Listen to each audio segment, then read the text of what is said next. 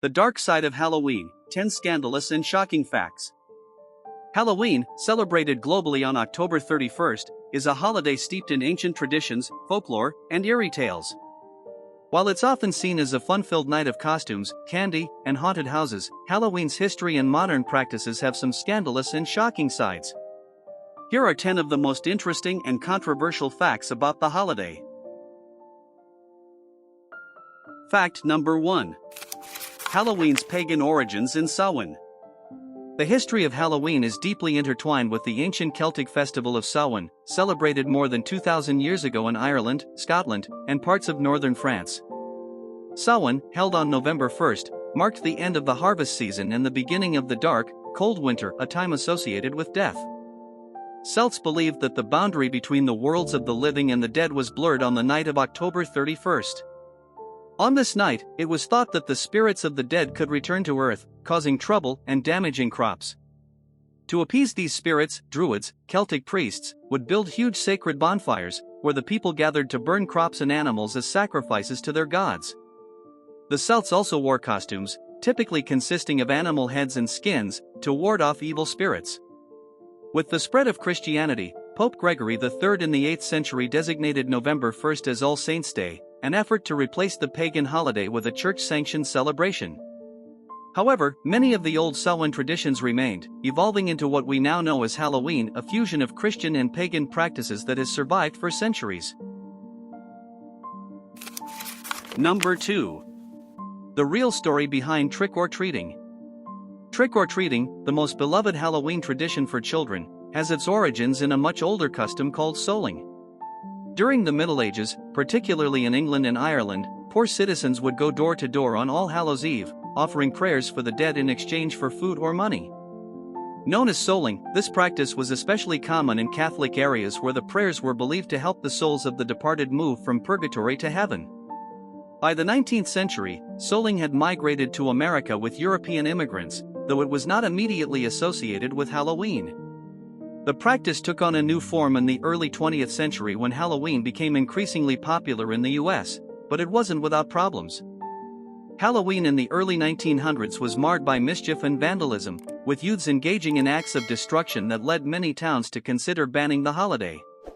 To curb the chaos, communities began organizing safer Halloween activities, such as parades and costume parties, transforming the holiday into something more family-friendly.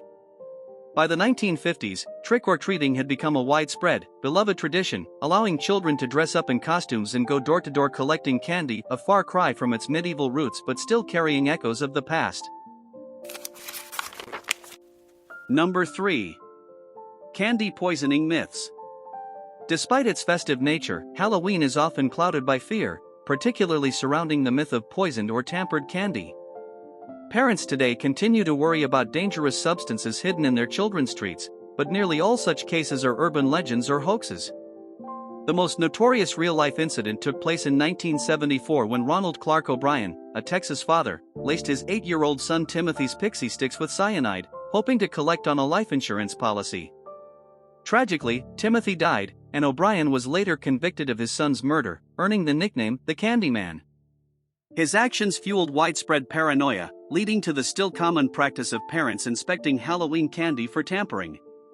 Though cases of actual poison candy are rare, the fear persists. Rumors of razor blades in apples or pins in candy bars have been largely debunked, but the myth has become ingrained in Halloween culture, a dark undercurrent to the otherwise joyful holiday. Number 4. Satanic panic and Halloween. During the 1980s and 1990s, Halloween became entangled in the Satanic Panic, a widespread moral panic that claimed satanic cults were using the holiday to recruit followers and perform dark rituals. This fear was driven by sensational media reports and books like Michelle Remembers, which detailed supposed satanic abuses. Although investigations found little to no evidence supporting these claims, the panic led to real consequences. Schools banned Halloween celebrations, and some towns even forbade trick-or-treating. The hysteria reached its peak with claims of human sacrifices and child abductions, yet despite the lack of proof, the era left a legacy of fear and suspicion surrounding Halloween's connection to the occult. Number 5. The Halloween Night Murders. Halloween night has seen several chilling real-life murders that have contributed to the holiday's macabre reputation. One of the most notorious was the 1974 Halloween massacre in Pasadena, California. Gerald Turner broke into the home of his ex-girlfriend and brutally murdered her entire family in an act of revenge, leaving the town in shock. Another infamous case was that of Peter Fabiano, a Los Angeles hairdresser, who was shot to death in 1957 by a woman in a mask. She had been hired by Fabiano's wife's lover, adding a scandalous twist to the murder. These gruesome acts, occurring on a night already steeped in mystery and fear, have only deepened Halloween's association with real-life horrors. Number 6. Controversial costumes. Halloween has long been a time for pushing boundaries with creative and often controversial costumes, but some outfits cross the line, sparking public outrage. In 2019, Canadian Prime Minister Justin Trudeau faced intense backlash when images of him in brownface from a Halloween party years earlier resurfaced. This controversy ignited debates over racism, cultural sensitivity, and whether there should be limits on costume choices. Costumes depicting racial stereotypes, religious figures, or other cultural symbols have drawn criticism, especially in an era where social media quickly amplifies public scandals. These incidents reflect broader discussions on cultural appropriation and the ethics of what is considered acceptable Halloween attire. Number 7. Hollywood's haunted Halloween curses. Halloween in Hollywood have always had a spooky connection, and several Halloween-themed movies have gained a reputation for being cursed. The Poltergeist trilogy is perhaps the most infamous, with several cast members dying under mysterious circumstances. Heather O'Rourke, who played the young girl in the film, died suddenly at the age of 12, and actor Dominique Dunne was murdered shortly after the first film's release. Another notable example is John Carpenter's Halloween, 1978, which was plagued by strange occurrences, including malfunctioning equipment and eerie on-set happenings. These curses have become part of Hollywood lore, adding to the mystique of Halloween's supernatural influence. Number 8. Halloween in the White House. Halloween has been celebrated at the White House in various ways, with each president adding their unique touch to the festivities. The tradition dates back to the mid-20th century, when Mamie Eisenhower first decorated the White House for Halloween in 1958.